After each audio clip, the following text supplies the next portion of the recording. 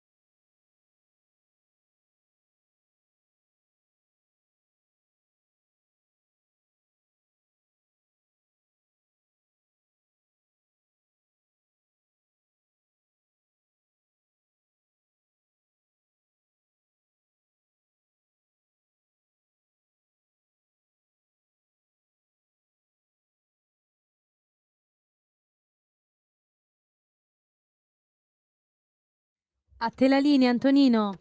Grazie cara Sveva, buon lavoro anche a te, amiche e amici miei, ma non dall'avventura. Buonasera, siete sulle magiche onde di Radio Libertà. Questo è Zoom, il drive time in mezzo ai fatti. Io sono Antonino Danna e questa è la puntata numero 975 di oggi, mercoledì 9 di aprile, l'anno del Signore 2025. Cominciamo subito la nostra trasmissione. Vi ricordo, date il sangue, in ospedale serve sempre, salverete vite umane.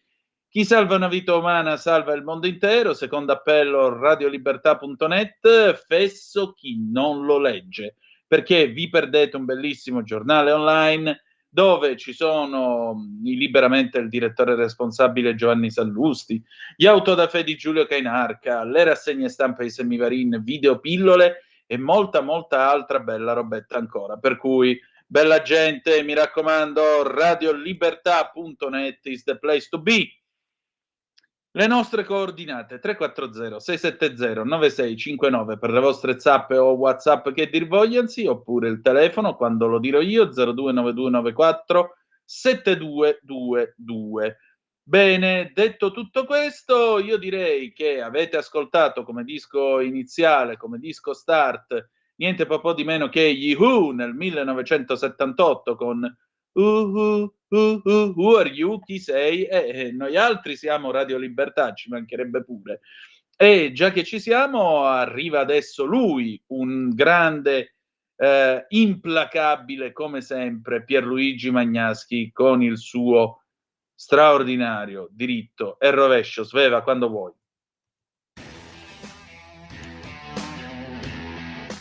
A poco più di un mese dalle elezioni politiche in Germania, l'AfD, che era il partito di estrema destra tedesco che era risultato il secondo più votato, ha recuperato ben 8 punti percentuali ed ha raggiunto così il livello dei cristiano-sociali di Merz. Non si era mai verificato nella storia tedesca un recupero del genere. Oggi infatti l'AfD vale il 24% dei voti. Se si ritornasse a votare, l'attuale maggioranza cristiano-sociali e socialisti non riuscirebbe più a formare un governo, dato che per farlo occorre almeno il 46% dei voti, mentre l'attuale maggioranza ne avrebbe solo il 40%.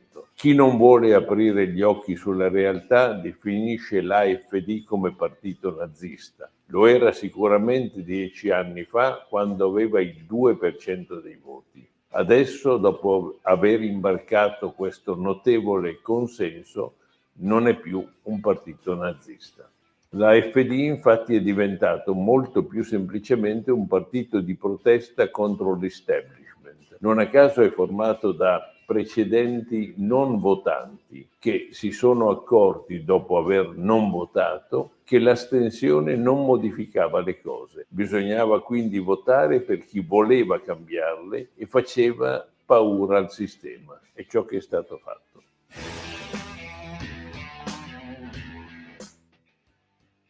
Quindi il ragionamento di Pierluigi Magnaschi, lo avete ascoltato, AfD poteva essere considerato un partito neonazista, e lo era quando era al 2% e non se lo filava nessuno, ma è diventato partito da 24%, che addirittura sta per insidiare la maggioranza di governo. Tra l'altro è di questi giorni la notizia che a quanto pare Friedrich Merz sia arrivato a concludere un accordo di governo per prendere il posto di Olaf Scholz.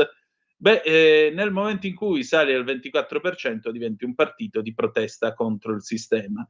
E un partito di protesta contro il sistema è tutt'altro che un partito nazista, è un partito di gente incazzata, e la gente incazzata va ascoltata nelle urne. Questo se vogliamo parlare di politica.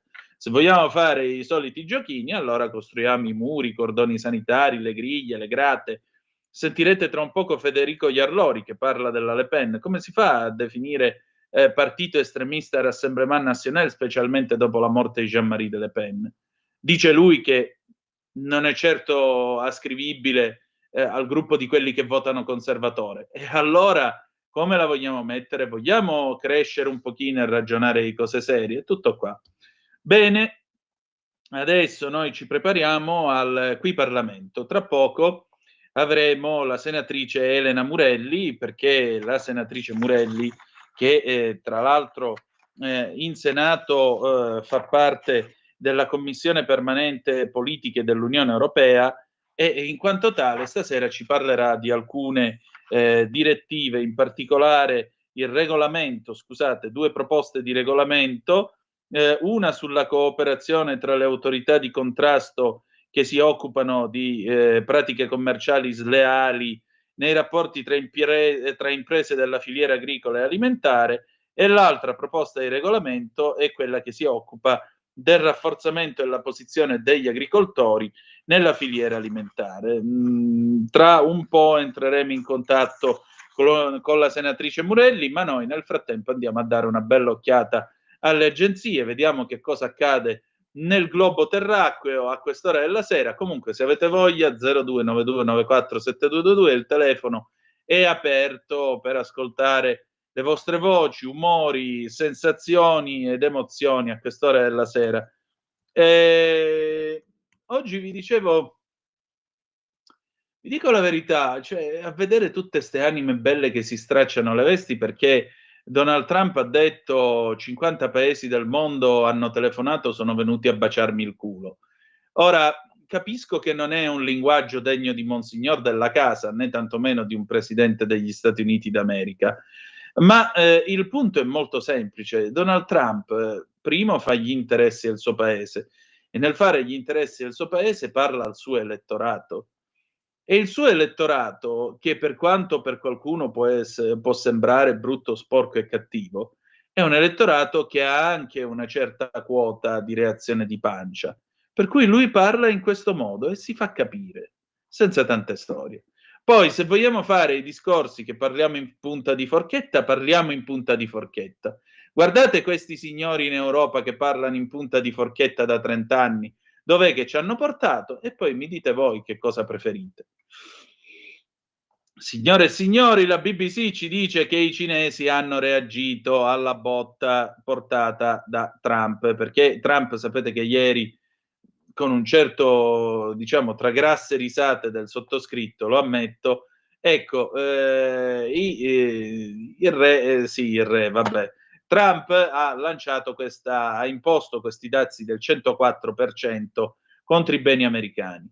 Bene, informa la BBC che la Cina reagisce ai dazi trampiani con un 84% di dazi sui beni americani, e questo accade mentre l'Unione Europea conferma i nuovi dazi contro gli americani.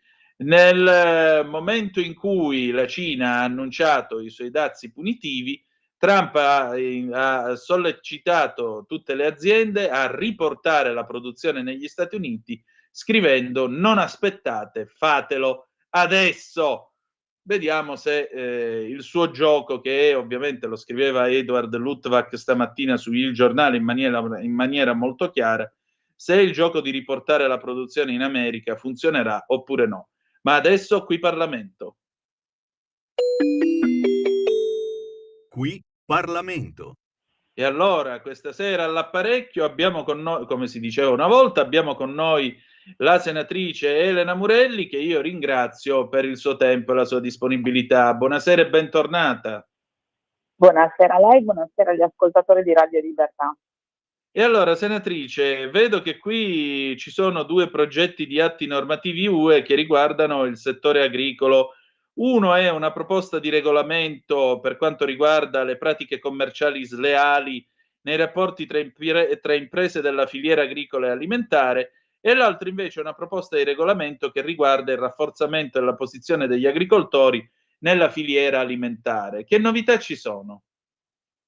Allora, in Commissione Politiche Europee oggi abbiamo approvato una risoluzione. Cosa vuol dire una risoluzione? È un atto normativo, quindi un'opinione della Commissione Politiche Europee del Senato, che viene inviato direttamente tramite appunto il Presidente La Russa all'Unione Europea, e un indirizzo al governo per poter andare a sostenere la posizione nazionale sulle 2 proposte di regolamento in oggetto che lei naturalmente ha citato. Questa risoluzione tiene conto anche delle audizioni che sono state fatte proprio in Senato l'11 marzo dai rappresentanti della filiera Italia, da Coldiretti, Confagricoltura, Latte, Sete Alimentare, Copagro, adesso non li cito tutti, però naturalmente sono stati sentiti tutti i rappresentanti del mondo agricolo, degli allevatori e della filiera alimentare, proprio per capire qual era la loro opinione sulle 2 proposte di regolamento.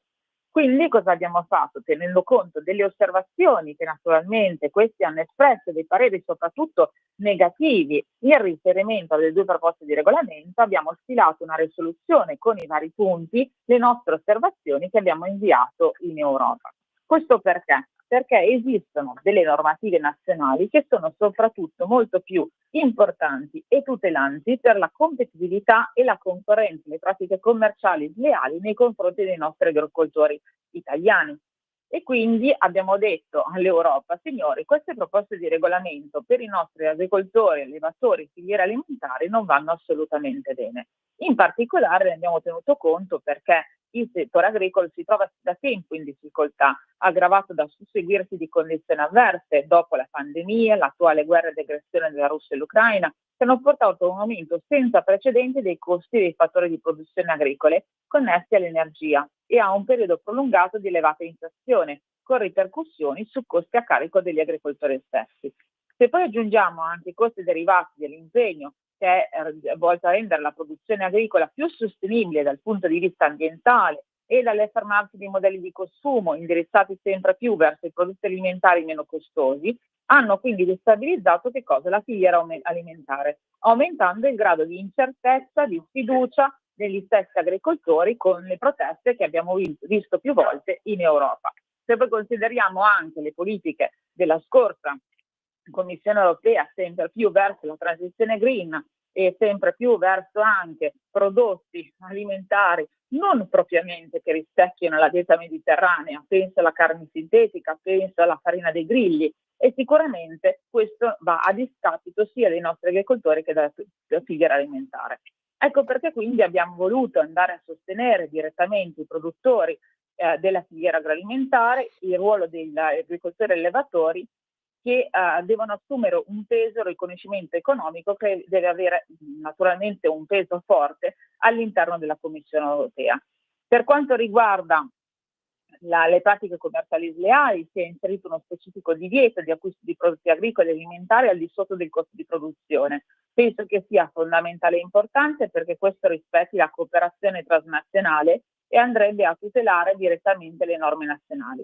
Poi c'è un riferimento all'articolo 88 bis del regolamento perché introduce la possibilità di indicare i termini giusto, equo e filiera corta nell'etichettatura.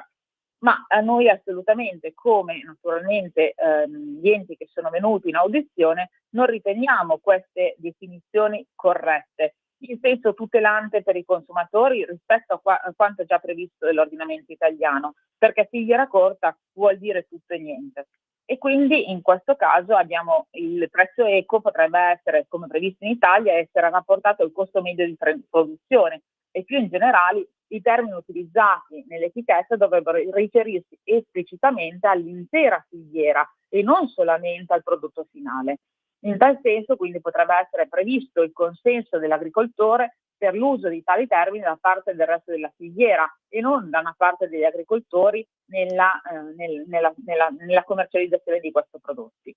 Sicuramente i riferimenti agli articoli 148 e 168 della direttiva che fa riferimento all'obbligo di scrittura di contratti di cessione per gli agricoltori dei prodotti agroalimentari, compreso il latte e i prodotti caseari, che all'obbligo è già previsto dalla normativa italiana, noi abbiamo espresso la preoccupazione perché la facoltà di deroga prevista all'interno della direttiva europea non tutela direttamente le medie, piccole, microimprese che ci troviamo all'interno del nostro settore.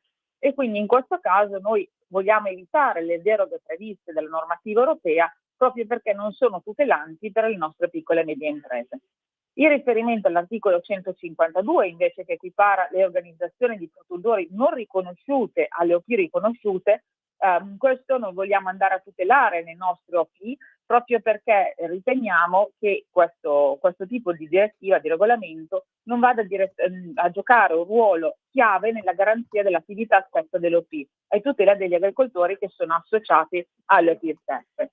E infine il riferimento all'articolo 222 del regolamento che prevede la possibilità per gli Stati membri di attivare la riserva in crisi in caso di instabilità, nel caso in cui ci sono dei problemi come per esempio le alluvioni, frane, eccetera, eccetera, e non ci sono una maggiore protezione degli agricoltori in queste situazioni. Esprimiamo contrarietà proprio perché non c'è un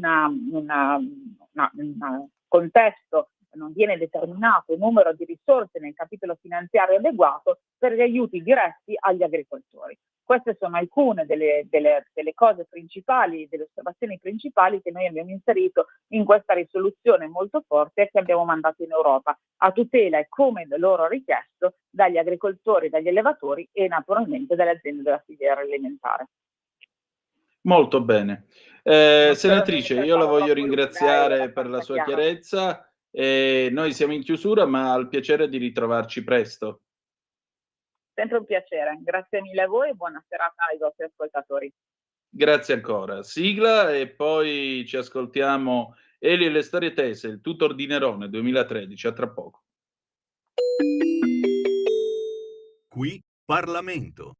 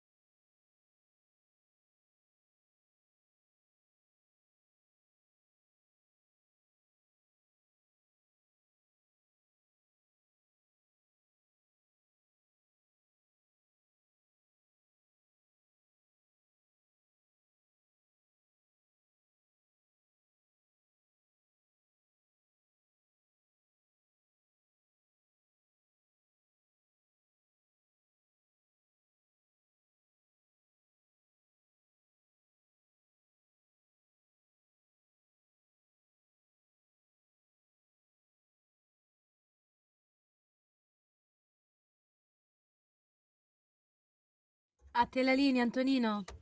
Grazie, cara Sveva. Seneca era il tutor di Nerone, ricordano giustamente ieri, e Seneca diceva che la vita già è breve di suo, ma è grave peccato sprecare il proprio tempo dandolo immeritatamente a destra e a manca. Noi cerchiamo di valere il vostro tempo, ecco perché ho messo questo pezzo, e in particolare cerchiamo di valere la vostra riflessione alle 18:34 minuti e 2 secondi qui sulle magiche onde di Radio Libertà. E allora adesso noi ce ne andiamo in Francia a vedere come si vede l'Europa da lì. Che cosa sta succedendo in Francia? Come saranno le elezioni? Soprattutto come si vede la fine di questa guerra tra Russia e Ucraina da quelle parti? Anche perché c'è un presidente come Macron che politicamente parlando è un cadavere, eppure all'improvviso sembra essersi ringalluzzito.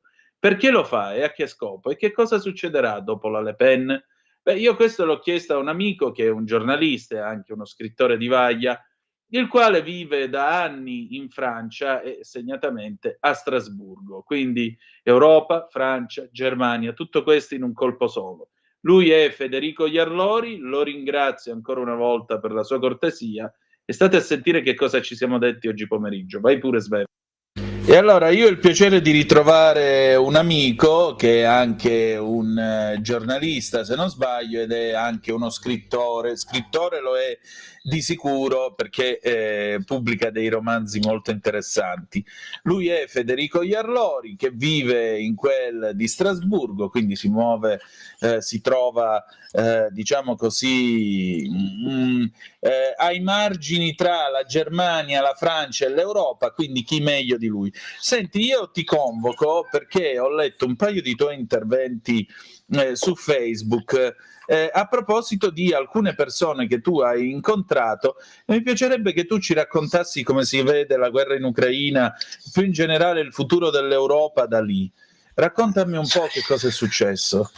Sì, allora guarda, buonasera a tutti. Allora, guarda, io ho praticamente una posizione abbastanza definita, insomma, su questa questione del riarmo Europe o readiness, come la vogliamo chiamare, il concetto, le parole cambiano ma il concetto è lo stesso, quindi con questa spesa di 850 miliardi di euro per riarmare i singoli paesi. Sono contrario ovviamente alla proposta di von der Leyen perché mi sembra una follia, e è noto che insomma ci sono pareri molto contrastanti a proposito, per cui mi sono detto, allora, tra le varie accuse che mi venivano mosse, una era quella: ma tu te ne freghi dei paesi dell'Unione Europea che sono al confine, che confinano con la Russia e che hanno paura, quindi baltici e via dicendo. E quindi mi sono detto, io ho la fortuna di vivere a Strasburgo, qui ci sono tantissime persone dell'Europa dell'Est, Europa centrale, Europa dell'Est, che dir si voglia, che vivono qui a Strasburgo, a volte, insomma, dipende dai casi, però alcune volte da tantissimi anni, e quindi mi sono detto, perché non parlare con queste persone, avvicinarle in contesti assolutamente come dire, colloquiali, informali, e cercare di chiedere un po' qual è il loro punto di vista, ma in maniera totalmente oggettiva. E quindi ho parlato prima con una signora di Plovdiv, quindi della bulgara, e questa signora che si occupa, che lavora nelle mense scolastiche, mi ha appunto confermato di essere comunque contraria a questo riarmo europeo. Ha paura di Putin, in Bulgaria hanno paura di Putin, ci sono delle persone che sono filorusse o comunque nostalgiche dell'occupazione sovietica, perché sono stati proprio i russi a liberarli dai turchi, dall'invasione ottomana, quindi rimane dal punto di vista storico questo legame, diciamo, con i russi, ma si considera comunque Putin un matto, ma in ogni caso il punto di vista di questa signora era che questo riarmo non servirà a nulla perché non siamo pronti, mentre invece Putin è già pronto. L'economia di guerra della Russia è già avanzata, quindi sarebbe ridicolo armarsi ancora di più se questo armamento non è comune, cioè è in assenza di una politica estera comune e di un esercito europeo. Dopodiché ho parlato anche con un altro papà, un papà slovacco, e anche lui insomma mi ha esposto il suo punto di vista. Lui per esempio è favorevole, dice che bisogna prepararsi alla guerra, bisogna impedire, comunque far vedere a Putin che siamo pronti a contrastarlo, che non stiamo lì a guardare, e soprattutto dobbiamo farlo perché a causa di Trump, cioè per il fatto che Trump ha deciso di non investire più in difesa, e quindi senza l'ombrello americano non c'è altra scelta. Secondo lui questi soldi non sono soldi buttati, non sarebbero soldi buttati, perché io ovviamente l'ho rimbeccato dicendogli che non sarebbe meglio utilizzare questi soldi per un altro tipo di politiche, cioè per salvare il nostro welfare state, nella scuola pubblica, nella sanità, in tutto ciò che sta andando a rotoli anno dopo anno. Lui ha detto che in ogni caso questi soldi, i soldi si buttano, e se ne buttano tanti in Europa, che sia per le armi, che sia per le auto elettriche, per il cosiddetto Green Deal, che secondo lui è una buffonata, e soprattutto per quanto riguarda la corruzione. Lui dice tutti i soldi che buttiamo in corruzione non abbiamo neanche idea di quanti siano, e quindi lui aveva più una visione da realpolitik, quindi i soldi si buttano comunque, li buttiamo in armi, le armi serviranno a dare nuovi posti di lavoro, a creare nuove infrastrutture, a far girare nuova ricchezza, e quindi lui per esempio era favorevole. Per il momento ho sentito queste due campane, diciamo così, quindi una contraria, una piuttosto favorevole, anche se in questo secondo caso c'è comunque una sorta di, cioè voglio dire, si parla di riarmo come non un qualcosa di come dire moralmente che ha dei contenuti e degli intenti morali, cioè semplicemente la sua è realpolitik. Abbiamo bisogno di far girare l'economia e quindi lo facciamo con le armi, per cui pur essendo d'accordo, ecco, di certo da un punto di vista morale non mi sembra comunque una scelta da condividere, ecco. E continuerò a parlare con le persone, a chiedere qui a Strasburgo cosa ne pensano, per sapere un po' qual è il loro punto di vista. Senti, io ho avuto il piacere di essere a Strasburgo il 22 gennaio scorso. Sì. Ho presentato il mio libro appunto su Israele all'Europarlamento. Sì. Ma diciamo così, ho trovato certamente un grande paese, la Francia. Poi sai, avendo fatto il percorso diciamo via terra attraverso l'autostrada, tu ti guardi attorno e vedi che comunque è un'economia che si muove, eccetera eccetera eccetera. Ma l'Europa sì, come viene percepita in questo momento? Ma allora, guarda, sicuramente diciamo c'è bisognerebbe sempre capire che tipo di persone, cioè con che tipo di persone andiamo a parlare. Sicuramente se parliamo delle persone normali, quindi delle fasce del cosiddetto, di quello che anche qua in Francia chiamiamo le peuple, cioè le persone normali che non fanno parte delle cosiddette elite, sicuramente qui a Strasburgo c'è un odio, cioè l'Europa è percepita nel peggior modo possibile, soprattutto perché ci si rende conto che la politica europea fondamentalmente fa poco o niente per i cittadini, e poi ci sono anche degli autogol clamorosi come il famoso video del kit di sopravvivenza, che insomma è un modo per far vedere a tutti cioè che non sono persone serie, cioè non sono persone che si occupano, che sono competenti e che si occupano seriamente dei problemi, e c'è anche una sorta di imbranamento evidente anche agli occhi delle persone che magari sono meno avvezze alla teoria della comunicazione, eccetera eccetera. Dall'altro punto di vista, ovviamente, se si chiede invece alle elite, cioè alle persone più istruite, diciamo che hanno appunto un livello di istruzione più alto, che vivono nei centri urbani, diciamo più sviluppati, c'è una presa di posizione pro Europa, pro istituzioni europee, che però sinceramente non viene proprio argomentata e giustificata in maniera solida, secondo me. Poi vabbè, Strasburgo è una città che ha cambiato completamente volto con l'arrivo delle istituzioni europee, cioè si è gentrificata, e quindi proprio dal punto di vista concreto, cioè se ti parlo di Strasburgo, è una città che ha cambiato volto. Prima era una città quasi rurale, diciamo, sempre molto ricca, ma con le campagne che sono proprio a un passo dall'agglomerato urbano. Poi Strasburgo insomma non è grandissima, ha 300.000 abitanti, non è sicuramente una metropoli, però ecco, l'arrivo delle istituzioni europee ha cambiato molto, e quindi anche qui si sente tantissimo, come nel resto della Francia, il conflitto campagna-città. Quindi c'è una regione che è l'Alsazia, che vota Marine Le Pen, che è antisistema, appunto i Gilets jaunes, il famoso discorso dei Gilets jaunes, eccetera eccetera, e la Francia invece urbana, in questo caso la città di Strasburgo, popolata dalle elite che invece sono più pro-europee, più liberali, eccetera eccetera. È un discorso secondo me ormai che si può fare ovunque in Francia, per cui è sempre la solita questione, cioè il paese è diviso a metà.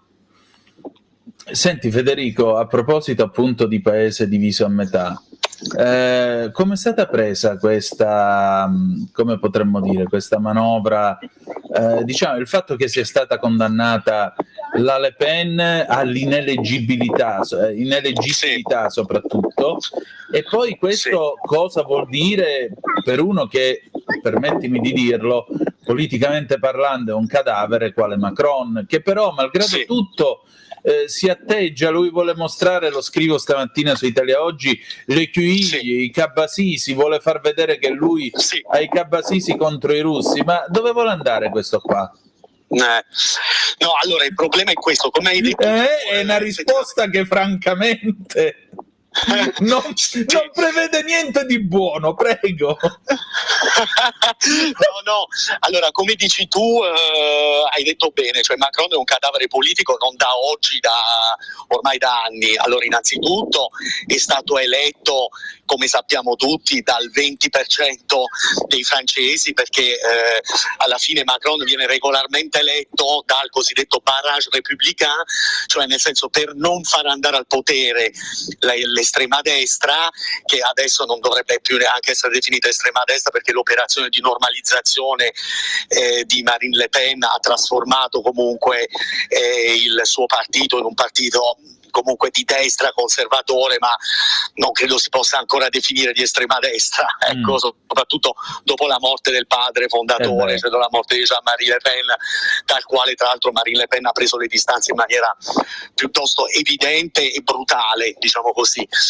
E quindi insomma diciamo che alla fine Macron viene eletto solo perché è il meno peggio, diciamo così, e quindi ci si coalizza per far eleggere Macron, per cui è appunto politicamente debole, debolissimo, ha già sciolto le Camere, quindi ha già manifestato in maniera concreta, con un atto concreto, la sua debolezza, e adesso approfitta della guerra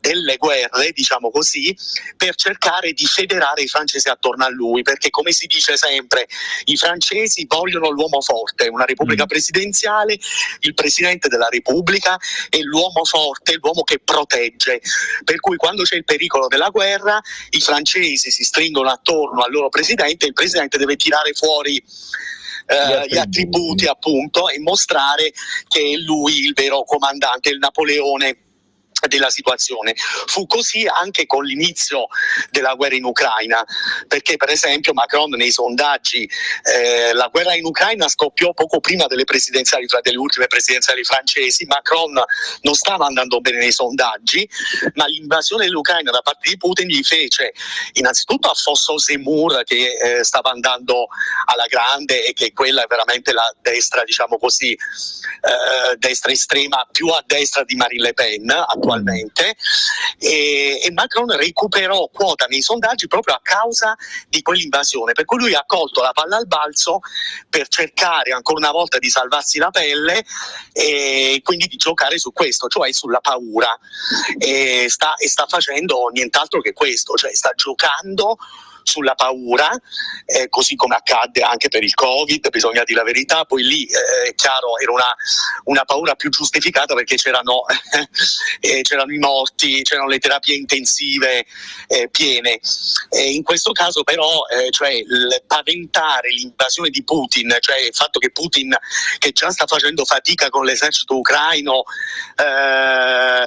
che decida di invadere un paese della NATO, o che arrivi a Parigi, come si suol dire per fare la battuta, no? Che arrivi a Parigi o a Lisbona, effettivamente è completamente è pura fantascienza dal mio punto di vista e dal punto di vista di tanti altri osservatori, condivisibile o meno, ci mancherebbe. Però appunto la strategia di Macron è proprio questa, lui punta su questo, cioè utilizza la guerra per recuperare, per tenersi stretta la poltrona, per recuperare consensi. Ecco, cioè questo campa sulle disgrazie sostanzialmente. Sì, ma abbiamo capito che adesso la politica fa così, cioè la politica cioè ha capito che sullo stato di emergenza, diciamo, si può costruire il consenso. Per cui che sia uno stato di emergenza sanitario, ecologista, perché fino a ieri il mondo stava finendo, no? Ci avevano detto che stava finendo, la priorità era l'ecologia. Adesso invece il mondo non sta più finendo, adesso tutto ok, dobbiamo produrre armi, quindi possiamo ricominciare a inquinare più di prima perché c'è Putin che attacca. Non lo so, a me sembra una follia, te lo dico cioè il punto di vista veramente di una persona che ecco, appunto, si limita a leggere, a seguire l'attualità, però effettivamente si passa attualmente da una crisi all'altra, cioè dalla pandemia, poi la crisi ecologica, cioè sono crisi che poi devono giustificare investimenti secondo me mostruosi, che però alla fine cosa producono per le persone normali, cioè quali vantaggi danno alle persone normali se non alle grosse lobby. Può sembrare un discorso qualunquista il mio, me ne rendo conto, però bisogna che qualcuno mi convinca del contrario, perché altrimenti io continuo a pensarla così. E secondo me le opposizioni non sono in grado di convincere l'opinione pubblica del contrario, perché poi quando si va a votare, adesso sì, hanno fatto fuori o vogliono fare fuori Marine Le Pen per questioni che sicuramente sono cioè io non mi permetto di giudicare la magistratura, l'operato della magistratura. Evidentemente ci sono state delle irregolarità, credo che sia la prassi, perché non credo che Marine Le Pen sia un caso isolato, è stata beccata e dovrà pagare, perché dovrà pagare, ma la coincidenza è comunque ovvio che il popolo di Marine Le Pen, cioè stiamo parlando del 30% dei francesi verranno privati del loro candidato, e quindi è ovvio che cosa devono pensare loro? Pensano che questa volta è la volta buona. Dubito che Marine Le Pen potrebbe vincere le elezioni nel 2027, però è ovvio che gli elettori dicono qua vi state cagando sotto, perché adesso è arrivato il momento del sorpasso, il cosiddetto plafond de verre, quindi il famoso plafond de verre che Marine Le Pen non riesce mai ci arriva sempre più vicino, ma non riesce mai a superarlo. Il 2027 doveva essere l'anno buono, io non ci credo, però è comprensibile che molti elettori ci credano, e quindi è ovvio che questa situazione alimenta e fa anche gioco allo stesso partito di Marine Le Pen, perché effettivamente dire ci vogliono togliere ci vogliono togliere dalla circolazione perché l'Europa ha paura, quindi anche in Romania, quello che è successo in Romania con le elezioni, eccetera, eccetera. Cioè, nel senso, è facile, diciamo, produrre un'argomentazione da parte dei partiti populisti, è molto facile produrre un'argomentazione come ci vogliono fare fuori. Certo. E quindi è gioco facile per loro, perché così i consensi aumentano, e sinceramente da un certo punto di vista li capisco, perché l'opposizione non è in grado di produrre argomentazioni credibili, e quindi la quota di voti dei partiti populisti aumenta costantemente ovunque in Europa. E a me la cosa che preoccupa di più, non essendo io un elettore di Marine Le Pen ovviamente, ciò che mi preoccupa è l'assenza dell'opposizione, cioè l'assenza di una visione alternativa a quella dei populisti. E a me questa è la cosa che scoraggia, cioè quando vedo il PD in Italia, o quando vedo praticamente la sinistra in Francia, lo stesso Mélenchon, il Partito Socialista non esiste più in Francia, quindi la sinistra democratica centrista, diciamo il centro-sinistra non esiste più in Francia, esiste quindi una sinistra più estrema accusata di islamogoscismo, cioè di connivenza appunto con le minoranze musulmane, eccetera. Cavolo, pare sottomissione di Houellebecq, però. Come scusami? Mi stai raccontando sottomissione di Houellebecq, cavolo. Beh, sì, insomma, lui fu un visionario in questo e effettivamente da un certo punto di vista, insomma, guardiamo che fine ha fatto Boualem Sansal. Boualem Sansal è un intellettuale indipendente, libero, ed è ancora in carcere. Ecco. E lui scrisse un libro che piacque molto a Houellebecq, 2084, si intitola, non lo so se è tradotto in italiano, che diciamo è una versione di sottomissione di Houellebecq, però molto più violenta, diciamo così. E Sansal è un intellettuale, uno scrittore, ed è in carcere. Cioè, non so se ci rendiamo conto, cioè, è in carcere per le sue idee. Per cui insomma sì, la diciamo che spesso la Neri realtà supera la Pozza. fantasia. Sì, esiste la versione italiana di Boualem Sansal 2084, La fine del mondo, e Ecco. per Neri Pozza editore, lo diciamo anche ai nostri ascoltatori, sì. Perfetto. Ecco, Allora, io dimmi. non ho letto Sottomissione, non ho letto 2084, ma Houellebecq, quando uscì il suo Sottomissione, disse che 2084 era un libro, perché appunto in 2084 c'è proprio un totalitarismo islamista, diciamo così, che si abbatte sul mondo, mentre invece Sottomissione ovviamente è fatto, cioè un libro più fine, tra virgolette, nel senso che Houellebecq ha avuto secondo me la grandezza di parlare di una dittatura soft, Sì. cioè nel senso di una dittatura soft che fa leva sulle nostre debolezze, cioè sulle debolezze di un Occidente in declino, per cui secondo me quello è stato un capolavoro, soprattutto perché è un libro divertentissimo, non è per niente un libro declinista, cioè un libro alla Houellebecq, ma secondo me molto molto divertente, che io apprezzai tantissimo quando uscì, e insomma in Francia bisogna fare i conti anche con questo, col fatto che la sinistra ha bisogno di voti, e se questi voti vanno presi da quel lato lì. Il problema è che per quanto mi riguarda, se la sinistra rinuncia alla laicità, per me non è più sinistra. Anche secondo me. E qui ritorniamo e chiudiamo il cerchio sul fatto che le opposizioni ai populismi per me sono deludenti, nel senso che sono inesistenti, cioè non c'è un progetto di società alternativo credibile se non un populismo di sinistra,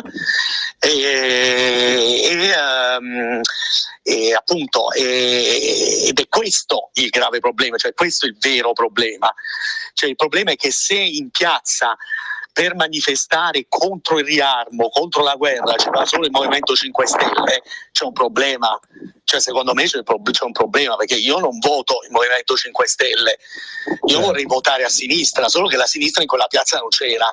Quindi io vorrei sapere com'è possibile che non esista più una sinistra laica, pacifista, come quella con cui sono cresciuto e che mi ha trasmesso mio papà, cioè detta proprio molto sinceramente, e per cui mi trovo completamente perso.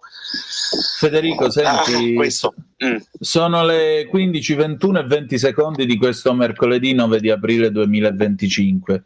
La domanda che ti pongo a questo punto è: a giugno chi vince le elezioni da voi in Francia? Scusami, puoi ripetere che ho avuto sono qui in a giugno, campagna. tranquillo, a giugno chi è che vince le elezioni in Francia? Sinceramente non sono assolutamente nelle condizioni di darti questa risposta, perché la situazione politica in Francia è in pieno subbuglio, perché innanzitutto bisognerà vedere cosa succederà con Marine Le Pen, cioè se potrà presentarsi alle presidenziali oppure no, e dopodiché bisognerà vedere cosa succede, cioè chi prenderà il posto di Macron, perché ovviamente lui non può concorrere a un nuovo mandato, per cui bisognerà vedere chi prenderà il ruolo, chi prenderà il partito, diciamo così, moderato, centrista, il partito di governo, diciamo, di Macron. E quindi adesso sinceramente su due piedi non saprei proprio dirtelo, e secondo me è proprio difficile fare delle previsioni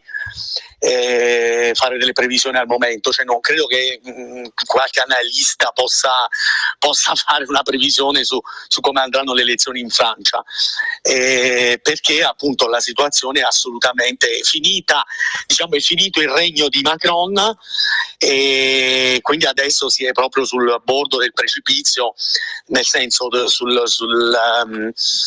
nell'insicurezza, ecco, più totale. Questo è il mio punto di vista. Ok, allora sai che facciamo? Facciamo che mattina quando è che si vota? Il 10 giugno, quando è? Oddio, non lo so adesso la data esatta, non la so. Vabbè, ma Però noi... sì, di solito sì, è i primi di giugno. Benissimo, noi il giorno dopo le elezioni ci risentiremo e commenteremo tutto questo, ok? Con estremo piacere. Grazie Federico. Grazie a te. Ciao.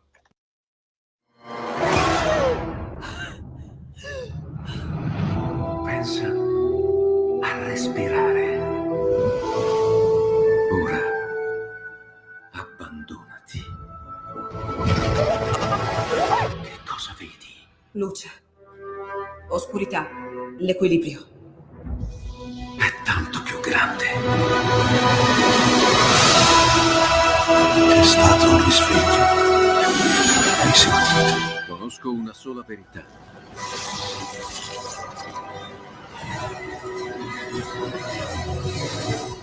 Movie Time ti fa entrare nel vivo del cinema, ti fa sentire come se fossi tu il protagonista del grande schermo.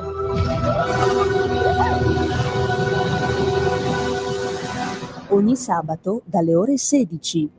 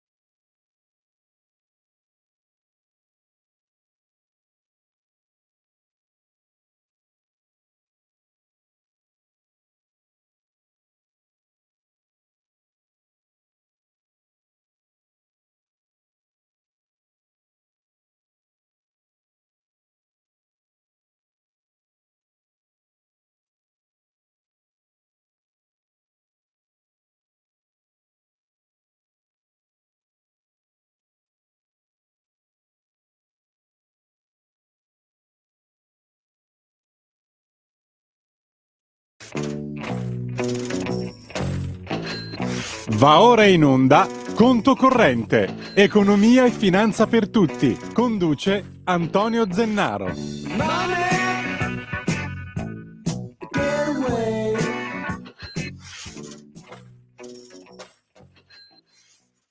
A voi la linea.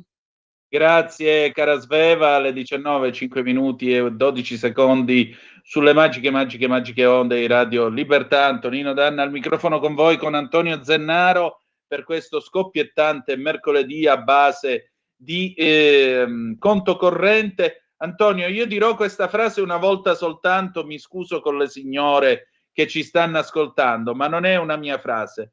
Mi stanno chiamando 50 paesi del mondo per baciarmi il culo. L'autore è Donald Trump. Di cosa parliamo stasera, visto che stiamo invocando la parte su cui ci si siede? Di dazi e di mercati finanziari. Perfetto, Antonio, no? Quando tu ti sei iscritta all'università proprio a questo pensavi. Siamo in territori inesplorati. Ecco, siamo apprezzo proprio, la tua cortesia. Siamo oltre proprio ad ogni teoria economica, no?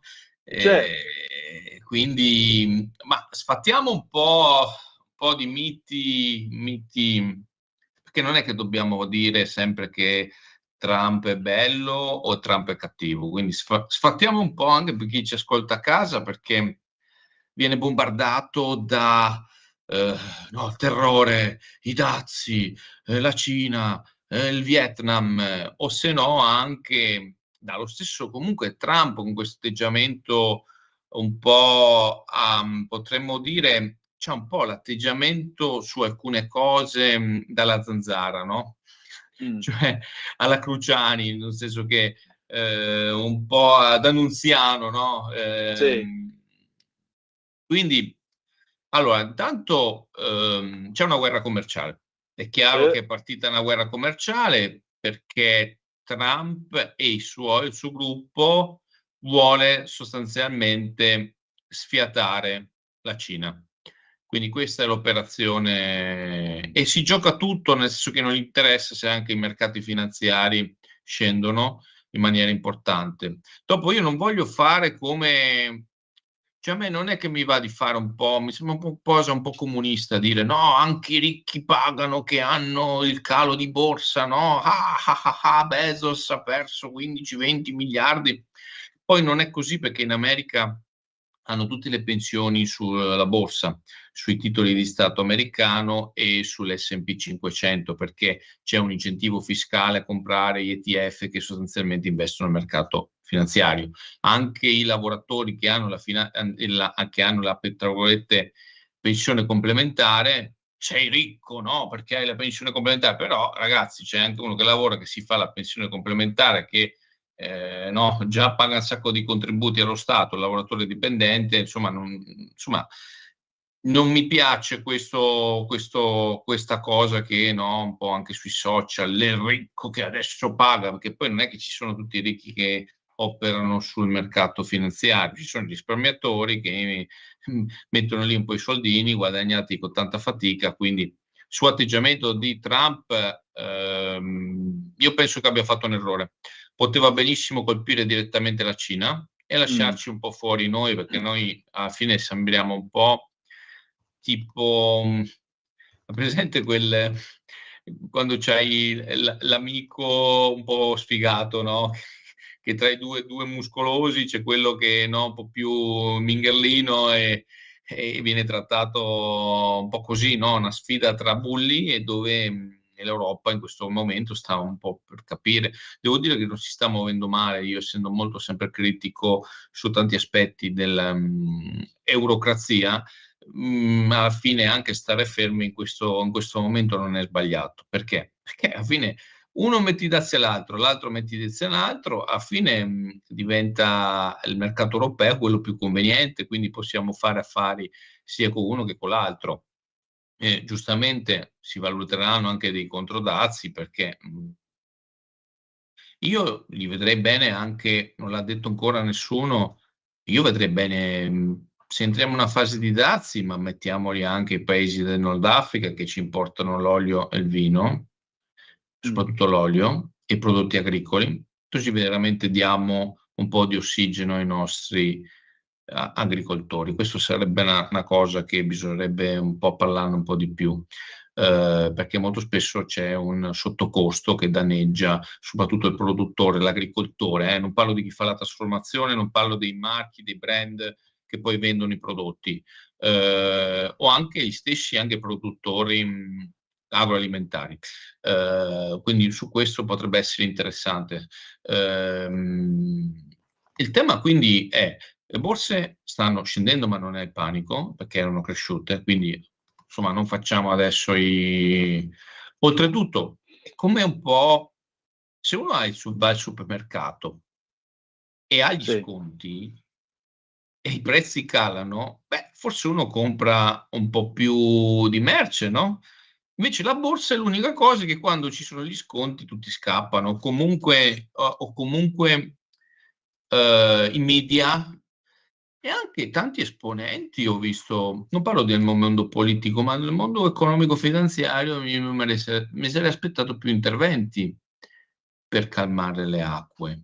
Cioè dire: ragazzi, non è che adesso si blocca tutto perché Trump ha messo i dazi, anche perché se uno vuole un po' di grana o compra le Ferrari, sì, c'è comunque un danno economico, però magari l'Europa abbassa i tassi, con la BCE si toglie un po' di burocrazia, si danno un po' di incentivi, cioè è una cosa che possiamo gestire, io penso, come mercato europeo da 450 milioni di consumatori, più ricco al mondo. Quindi non lo vedo.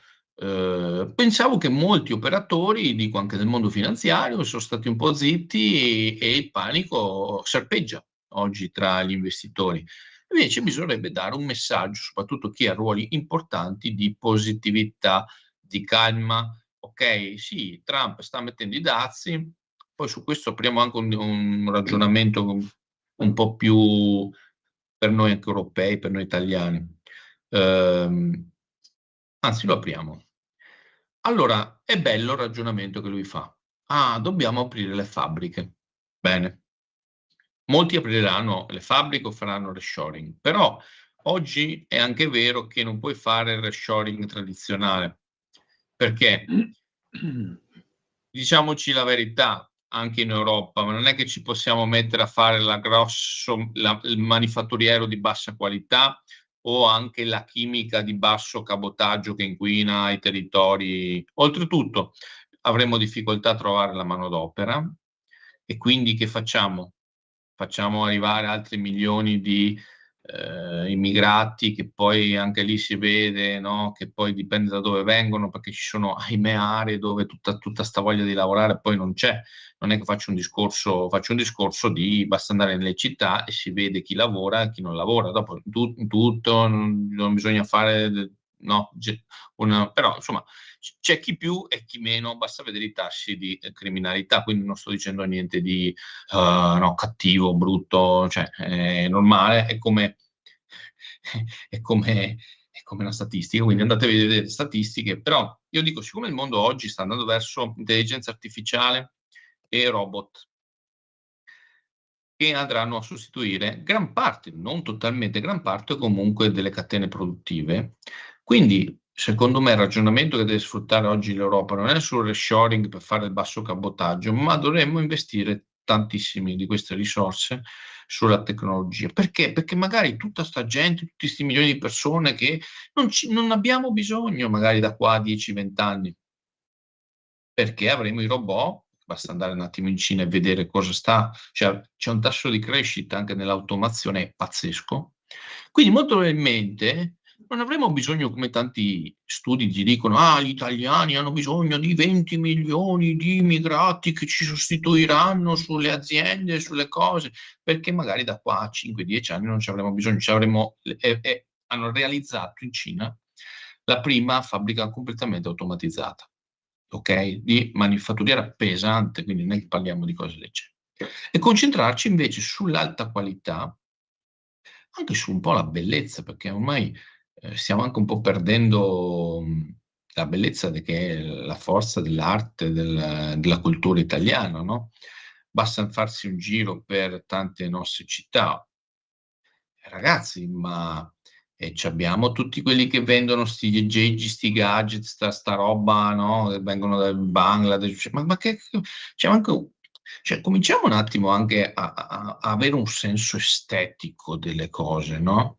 Non abbiamo bisogno, dopo arrivano una marea di gente e poi devono vendere la carica batteria dell'iPhone lungo i fori imperiali, no? A Roma, ad esempio. Prendo un esempio, ma può essere Milano, ma che vengono a fare? Cioè, per vendere il gadget, la ricarica dell'iPhone? Cioè, non ha senso smuovere le persone dai loro paesi, veramente è anticulturale, antistorico. Quindi, secondo me, dovremmo invece lavorare sulla tecnologia e rendere i processi, tanto più che abbiamo una popolazione che non fa figli, e quindi incentivare, da un lato, sfruttare sta roba dei dazi, no?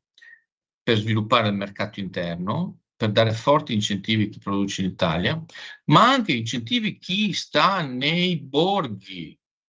Porca miseria, ma è normale che uno che fa il pendolare è sfondato, ma che sceglie come un guerriero di stare magari nel suo paese dove i suoi antenati ci sono stati, sta in un comune di 1000-2000 abitanti, resiste contro, rispetto a uno che magari... No, non è la stessa cosa. Cioè, non è la stessa cosa, non siamo tutti uguali, nel senso che difendere l'identità e le culture di un territorio significa anche dare degli incentivi fiscali, cioè bisogna trovare delle modalità per cui non perdiamo, con questo calo della popolazione, soprattutto nei borghi, perdiamo tutta la tradizione, la storia, la cultura, chi siamo, la nostra identità, no? Dobbiamo essere tutti uguali? Oggi No. nelle scuole non si vuole neanche più fare la festa del papà, la festa della mamma, si sta alla festa del Natale, ma siamo tutti uguali? No. Perché se noi ci togliamo la nostra identità non sappiamo chi siamo. Oltretutto faremo uno sfregio a 2000 anni dei nostri antenati. Per quello dico, cioè, oggi dovremmo ragionare, sfruttare questo casino di Trump per ragionare non meramente sulla questione economica, ma meta-economia, sfruttare la tecnologia per costruire una Italia che non taglia i legami con il passato, no? Che siamo tutta una mega metropoli di maranza, di gente che vende, cioè, ma dove andiamo così? Nel senso che l'Italia è bella perché si deve adattare alla sua storia, alla sua cultura, ma non è che deve rinunciare di essere italiano, o anche le città stesse non devono rinunciare di essere italiane nel senso anche architettonico, perché dobbiamo diventare tutto, no, che sembra un film di Blade Runner, porca miseria. Cioè, su questo anche il centrodestra non deve aver paura, perché no, ti viene magari l'imprenditore e dice, ma a me in fabbrica mi serve, ti diamo gli incentivi, ti ristrutturi, punti in tecnologia, non c'è bisogno magari di 2000 operai, ma c'è bisogno magari di e paghi meglio anche gli operai italiani, che quindi hai anche magari degli italiani che quest'anno più di 400.000, non solo i giovani, 400.000 italiani sono andati all'estero. Allora ricreiamo l'opportunità perché la gente resti in Italia, perché resti nei borghi, lo possiamo fare solo con la tecnologia. No, ma anche perché non solo tu stai dicendo delle cose giustissime, Antonio, ma anche perché, ecco, stamattina io, dopo aver letto tra l'altro questo post che avevi fatto sullo spopolamento, trovo sul Giornale di Sicilia questo speciale, Le bellezze di Sambuca, che è un paese nell'interno della Sicilia, piccola America d'Italia. Il successo dei bandi per le case vendute a pochi euro ha fatto arrivare in paese numerosi statunitensi, la lotta contro lo spopolamento. E quindi cosa succede? Succede, scrive il Giornale di Sicilia, che nel 19 il piccolo borgo siciliano ha attirato dapprima i turisti e successivamente nuovi acquirenti grazie all'iniziativa delle case a €1. Dopo il successo delle prime aste, il progetto si è evoluto con un secondo bando nel 21 che ha visto il prezzo aumentare a €2 fino a giungere all'ultimo lotto messo in vendita a novembre del 23 con immobili disponibili al costo di €3, come si vede prezzi modici. L'acquisto, come noto, è subordinato alla ristrutturazione dell'immobile e alla residenza. in modo da abbellire Sambuca risanando ruderi e tentare di puntellare il numero dei residenti. Sì, ma il punto è che tu con questo gioco e con gli americani che ti arrivano da fuori molto semplicemente trasformi il tuo paese in una Disneyland, perché non è più Sambuca, ma è un aggregato di americani che vanno in Sicilia. Peraltro ora, tra dazi e problemi economici, non so quanti di questi si terranno la casa a 6.000 chilometri di distanza, o la venderanno o la svenderanno il più possibile pur di lasciare la Sicilia. Prima cosa. Seconda cosa che io osservo e che dico a margine delle tue riflessioni sui dazi. La BBC oggi pomeriggio faceva questa osservazione che collegava all'effetto dei dazi. Cioè il petrolio sta scendendo sotto i 50, attorno ai $50, ma la previsione è che vada ancora più giù. Questo può essere un vantaggio per tutti noi, il petrolio che scende così tanto soprattutto. Ma per noi sì, perché siamo importatori sia di petrolio e di gas. Il tema che tu dici delle aree interne è giusto, Sì. Cioè non dobbiamo fare la sostituzione. No, se no fai Disneyland. La sostituzione è, cioè che facciamo nelle città? Facciamo una sostituzione etnica, no? E nei borghi facciamo la sostituzione di residenza, cioè alla fine scompariamo, no? Ma il tema del scomparire è legato a cosa vogliamo essere, chi vogliamo essere e perché dobbiamo rinnegare il nostro passato. Cioè noi oggi, ma lo dico, non sto facendo in generale abbiamo paura di rivalutare il nostro passato. Cioè noi giriamo intorno alle nostre città e molto spesso non conosciamo neanche la storia, la cultura, i sacrifici che sono stati fatti. Cioè, abbiamo paura, no, di raccontare le storie, le imprese epiche degli italiani che ci hanno preceduto. Ma non lo vedo una cosa nazionalistica o da cui vergognarsi, lo vedo una cosa culturale, che dovrebbero essere contenti anche chi viene nel paese ad abitare, no? Invece c'è ormai, siccome noi abbiamo rinnegato la nostra storia, la nostra tradizione, la nostra cultura, chi arriva ovviamente si porta la sua storia, la sua cultura e obbliga gli altri ad adeguarsi. Cioè noi Certo. ci vergogniamo di quello, ma questo poi cosa succede? Cosa produce anche economicamente? Perché dirà Zennaro, ma che c'entra questo con l'economia, con i dazi? Perché dopo non troviamo più l'artigiano, non troviamo più il fasonista, non troviamo più la persona, il ragazzo che si mette lì a imparare un mestiere. Perché dici, ma perché io devo imparare? C'è un aspetto della bottega, è anche un aspetto culturale, non è solo un aspetto economico. Che pensate che i nostri antenati hanno costruito tutto quello che erano le bellezze, che l'80% del patrimonio economico e il patrimonio artistico mondiale l'abbiano fatto solo per un ragionamento economico? Non penso che abbiano fatto questo per un ragionamento economico. C'era la volontà di valorizzare, c'era anche una volontà spirituale che noi oggi abbiamo completamente, al di là che dopo uno possa essere credente o no, però abbiamo completamente eliminato l'aspetto spirituale anche dall'economia, no? Cioè non ha lo stesso valore, tutte le cose non hanno lo stesso valore, ok? Cioè la speculazione non ha lo stesso valore del soldo prodotto col lavoro, col sacrificio. Questo che voglio dire. Per questo dico che noi oggi dovremmo ripensare anche l'aspetto dei borghi e far di tutto perché anche magari i figli di chi sono andati via provino a ritornare. Perché? Perché magari c'è anche la volontà di non fare un certo tipo di vita nelle città, però non è che possiamo neanche far diventare le città dei Far West, ok? E poi se uno non si ferma al posto di blocco, 2 settimane di panico, i media, no? Mainstream, porca miseria, ma anche lì, ragazzi, se c'è qualcuno dei media mainstream che dice delle cose, lavorate per, no? Ci avete messo i manager, insomma, adesso non è che devo dire tutte le cose, però cioè, non è che c'è l'agenda ancora detta quello che non si ferma, cioè, e mettono a ferro e fuoco la città, Cioè, siccome ne sentiremo sempre di più di queste cose qua, no, perché noi abbiamo abdicato la nostra cultura, le nostre regole, al di là delle leggi. C'è l'aspetto che se prima i nostri nonni avessero visto uno che imbrattava con lo spray un monumento, sarebbe andato là e avrebbe dato 2 ceffoni, ok? Questa è la verità. Stessa cosa, ho visto le immagini, i treni in Maranza arrivano, ma perché noi abbiamo rinunciato alle regole? Cioè, è male. Bisogna dire che è male. Se non lavori, devi ritornare al tuo paese, non sei benvenuto. Sembra che questo è un discorso oggi, sei cattivo che fai questo discorso qua, ma è buon senso, no?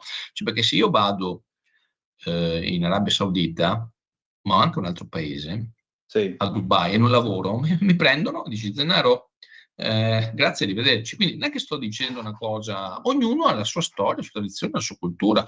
E invece noi abbiamo, rinunciando a quello che siamo, italiani, siamo italiani? Sì. Come no? Rinunciando alla nostra italianità, che ha anche un aspetto culturale, e secondo me anche chi arriva può prendere, non è che, non c'è cosa più bella, ad esempio, di vedere a volte chi magari è straniero e che arriva in un territorio e comincia a parlare magari il dialetto di quella zona. C'è una cosa bellissima, no? Vuol dire che si è talmente cioè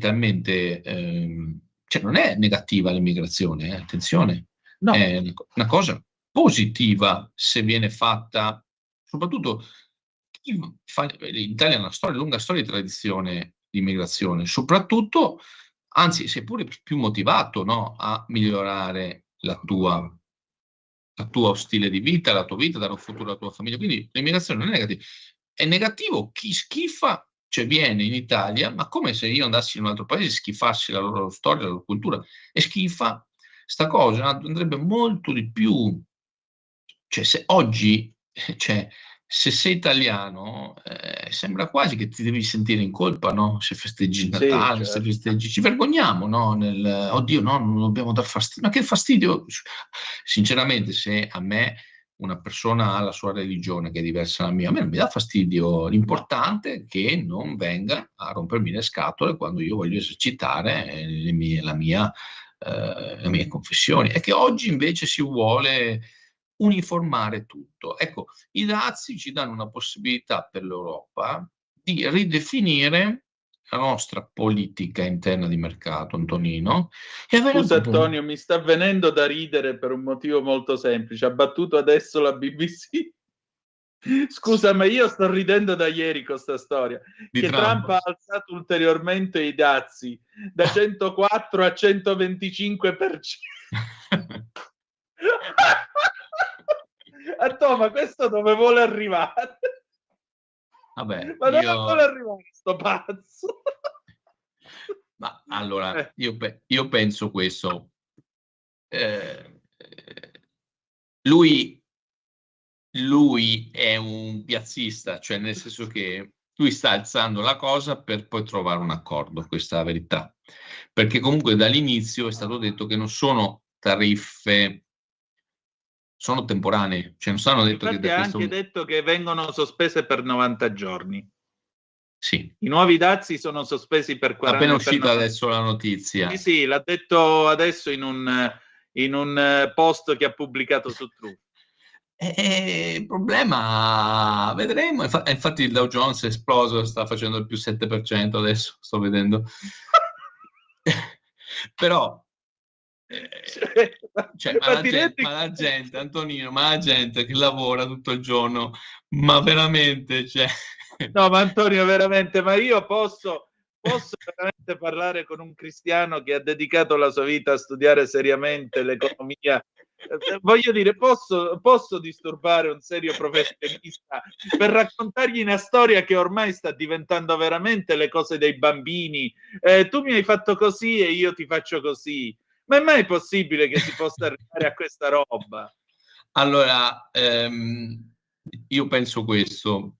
Penso che alla fine è tutto divertente. La vita, bisogna veramente qualcuno dice viverla giorno per giorno. Perché sì, ma qua siamo al cabaret, cavolo. Cioè, sembra che è una puntata di La Zanzara, veramente. E prima mi baciano il culo, e mo' i dazi al 125, domani a quanto li porta? Al 250? Allora, io ho dato questa interpretazione qua, Antonino. Sì. Lui pensava che lo uccidessero quando c'è stato l'attentato. Sì. E quindi adesso lui è come avesse vinto la morte, non gli frega più, cioè oltre 80 anni, non gli frega niente di nessuno. Porta avanti le idee del programma e le porta avanti, punto, finito, come un treno, non gli frega niente. Noi siamo sempre abituati, invece no, che uno poi vince col programma, poi si adatta alla situazione, cerca una mediazione, molto una cosa, noi nel DNA nasciamo democristiani, no? Moriremo democristiani. Lui è così, quindi andrà avanti. Il problema è che oggi gli Stati Uniti non sono più gli Stati Uniti di 30 anni fa e sono messi addirittura peggio di noi, perché se guardate una cosa, cioè noi siamo ancora, produciamo tanto, è vero che importiamo tanto dalla Cina, ma l'America, cioè zero, cioè, tranne un po' di materie prime, cosa compriamo noi al di là della tecnologia, no? Sì. Ma di materiali, di merci, di prodotti veramente made in USA. Forse la Tesla, ma da vedere, perché anche lì gran parte dei prodotti sono realizzati in Cina, cioè alla fine sono loro che sono veramente in difficoltà, e quindi noi tutto sommato siamo messi un po' meglio, e non sarei così negativo come i media italiani, europei, insomma calma, sangue freddo, dobbiamo essere un po' zen, un po' cinesi anche. Sì, anche perché la bolla mi pare che si stia sgonfiando, perché c'è qua ora la dichiarazione battuta adesso per intero dalla BBC, te la leggo ai nostri ascoltatori. Sì. Sulla base della mancanza di rispetto che la Cina ha mostrato ai mercati mondiali, sto per questo motivo alzando i dazi contro la Cina da parte degli Stati Uniti del 125% al 125%, e tale provvedimento è immediatamente effettivo. In un qualche momento, spero nel futuro prossimo, la Cina capirà che i giorni che ha passato a fregare gli Stati Uniti ed altri paesi non sono più né accettabili né sostenibili. Pertanto, e sulla base del fatto che oltre 75 paesi hanno chiamato rappresentanze degli Stati Uniti, inclusi dipartimenti del commercio, tesoro, l'agenzia delle dogane, per negoziare una soluzione sui temi che vengono discussi in tema di commercio, barriere doganali, dazi, manipolazione del denaro e tariffe e dazi non monetari, è considerato che questi paesi non hanno, dietro mio forte suggerimento, compiuto alcuna azione, diciamo così, vendicatoria in ogni modo, forma o luogo contro gli Stati Uniti d'America, ho autorizzato una pausa di 90 giorni e un dazio sostanzialmente ridotto al 10% che sarà applicato immediatamente. Grazie per la vostra attenzione su questa materia. Quindi fuoco e fiamme, però 75 paesi, immagino ci siamo pure noi. Poi tra l'altro l'Ungheria oggi, quando si è votata a Bruxelles per i dazi in 3 fasi, si è opposta, quindi immagino che per i prossimi 90 giorni i dazi reciproci resteranno 10%, dopodiché la battaglia sarà naturalmente contro Pechino. Alla fine viene fuori che il grosso obiettivo era il dragone, e loro vogliono, per quello io sono convinto che lui non è da solo a fare questo ragionamento qua. Io penso che loro si siano resi conto, non lo dicono, che sono completamente dipendenti anche a livello militare dalla tecnologia cinese, quindi o mettono un freno e provano a trovare una quadra, o se no perdono il dominio. E questo è il grande gioco. Dopo lui lo fa con questo stile un po' da Rodeo Drive, però quello è il tema. Quindi, però rischiano, c'è un gioco molto pericoloso perché minare la fiducia nell'economia è il primo errore che può fare un leader politico.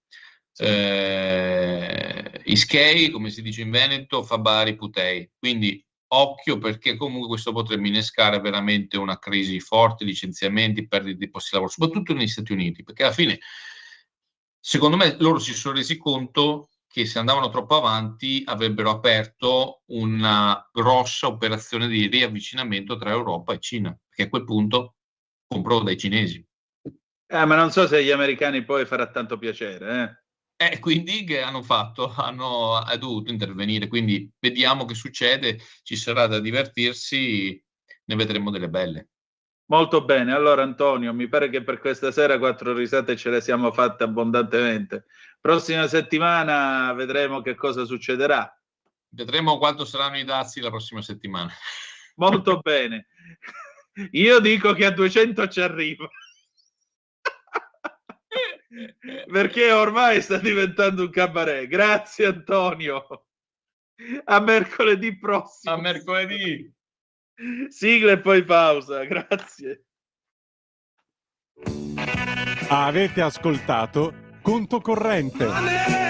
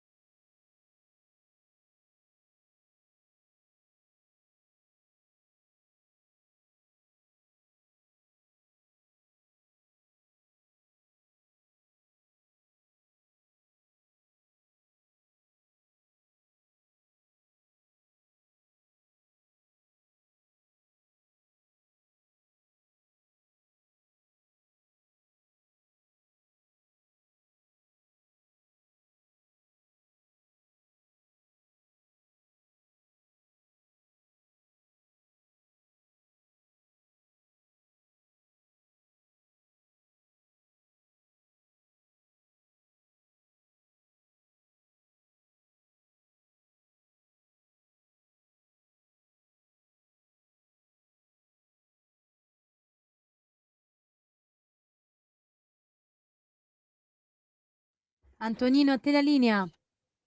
Grazie Sveva, grazie. Scusate, ma io vi chiedo scusa, però ma a me dispiace anche perché voglio dire, Antonio Zennaro è un professionista splendido, è una persona seria, lo sapete, apprezzata. Mi dispiace anche il fatto che una persona così seria, così capace debba commentare questi momenti di cabaret, perché veramente quando un presidente degli Stati Uniti riduce l'economia mondiale a un cabaret, ragazzi, ma vi rendete conto? Ieri sera 104%, mo 125%, domani che fa? Gli insulta la mamma Xi Jinping, ma vi rendete conto il livello qui? Il livello è questo, cioè veramente, domani che cavolo gli dice? Tocco terra, tocco cielo, non ricevo e vi porto i dazi al 150. Cioè, vi rendete conto? Io non posso arrivare alle 19:40 e 10 secondi in una trasmissione su una radio nazionale a 44 anni a parlare con un professionista serio di ste robe, ma stiamo scherzando. Vi giuro, io sta cosa non l'avrei mai potuta immaginare, e questo conferma una cosa, amiche e amici miei, ma non dell'avventura, conferma molto semplicemente che ormai la realtà ha superato la fantasia, ragazzi. Non c'è altro da fare, cioè, ma pure Sveva rideva. Ora vi svelo questo piccolo, questo altarino. Abbiamo riso tutti di sta storia, ma perché per forza è incredibile. Cioè, non si possono gestire rapporti internazionali così. Veramente ve lo sto dicendo. Ma no per scherzo, ma non si può essere così, dai, ti prego. Cioè, ma voi vi rendete conto che oggi pomeriggio è venuto il re d'Inghilterra, Re Carlo, alla Camera a parlare davanti a tutti i deputati e senatori italiani, a parlare di Dante, a parlare della nostra cultura, delle nostre cose qua e là, con eleganza, buon gusto, classe, tra l'altro una cravatta di livello, ben vestito, sistemato, Fontana al lato, contento pure lui, la Russa, tutti quanti, un vero trionfo di visita, e noi ci abbiamo fatto una bella figura. E poi dall'altro lato dell'oceano c'è uno che dice: mi telefonano perché vogliono baciarmi il culo. Ma che linguaggio è? Cioè, io capisco tutto, ragazzi, però qua siamo veramente nella settima dimensione. Cioè, con questo veramente stiamo per assistere a delle sceneggiate. Ma cavolo, ma io lo vedrei benissimo in uno di quei film, sapete, con la buonanima di Thomas Milian, immenso attore, quando fa Ermonnezza, quando c'è mi chiamo Pasquale Gargiulo, chi me fa la rima, eccetera, eccetera. È la stessa cosa. Ma si può ridurre l'economia mondiale a questa roba qua? Vi prego, no, vi prego, io questa cosa non l'accetto. Vabbè. Allora, ecco qua l'ANSA che batte adesso appunto Trump, pausa immediata di 90 giorni sui dazi reciproci, alla Cina tariffe aumentate fino al 125%, e vabbè. Poi, nuovo tonfo, sempre l'ANSA, nuovo tonfo delle borse europee, Wall Street rimbalza grazie al Treasury a 10 anni, il listino milanese brucia quasi 19 miliardi, il FTSE MIB cede il 2,75%, Francoforte 3%, Parigi 3,34%, Londra 2,92%. Trump, state sereni, è un ottimo momento per comprare. Ancora, appunto, mi scuso sempre con le signore che mi ascoltano, ma purtroppo vi sto raccontando cose vere che accadono nella realtà in cui noi tutti siamo immersi. Trump, tutti mi chiamano per baciarmi il culo. La Cina, dazi sul Made in USA dal 34% all'84%. Ancora, controstangata dell'Europa sui prodotti USA, ma Orban si sfila. E poi, come vi ho detto, Trump ha annunciato questi 90 giorni di pausa. E purtroppo salgono a 124 i morti nel crollo di una discoteca a Santo Domingo. All'interno c'erano 500.000 persone. Poveri cristi, che Dio li accolga. E poi che altro c'è di notizie? A Fontanelle tante spese, pochi fedeli, chiesa in vendita vicino a Treviso. Qui ci stiamo avviando a una situazione esattamente come l'Olanda, dove purtroppo buona parte delle chiese sono state alienate proprio perché non ci andava nessuno e le spese si facevano sentire. Va bene. L'ADN Kronos, Russia, Putin firma il decreto, palestre rastrellate per cercare nuove reclute, al via la ricerca di 160.000 nuovi soldati, metodi e criteri per stanarli, operazione a Mosca, San Pietroburgo, Irkutsk ed Ekaterinburg. Gialla Barcaturo, sempre sull'ADN Cronos, 67enne morto in casa col volto tumefatto, aperta un'inchiesta. Torna ai genitori su carta d'identità, via padre e madre, la sentenza della Cassazione. I due termini, spiega la Suprema Corte, sono discriminatori perché non rappresentano le coppie dello stesso sesso che hanno fatto ricorso all'adozione in casi particolari. Quindi per una minoranza bocciamo la maggioranza, mi pare giusto. Pure in America fanno così, no? Meteo, in arrivo correnti fredde russe, temperatura ancora sotto la media. Con questo io vi ringrazio, vi abbraccio tutti, non mi telefona nessuno per profferte come quelle che fanno a Trump, vorrei che lo sappiate, quindi qui cerchiamo di fare la radio in maniera dignitosa. Quella che avete ascoltato prima era Giorgia con Un amore da favola del 97, prima ancora avevamo introdotto Antonio Zennaro con i Creedence Clearwater Revival Heard Through the Grapevine del 1970. Noi la chiudiamo qua con i Simple Minds, Don't You Forget About Me del 1985. Grazie per essere stati con noi. Appuntamento domani alle 18:05 trattabili su queste magiche onde. Io me ne vado a ridere in bagno con la storia dei dazi al 125%. Grazie per essere stati con noi e ricordate che malgrado tutto, anche se stasera ci credo un po' meno, the best is yet to come al 125%. Vi ha parlato Antonino Danna. Buonasera.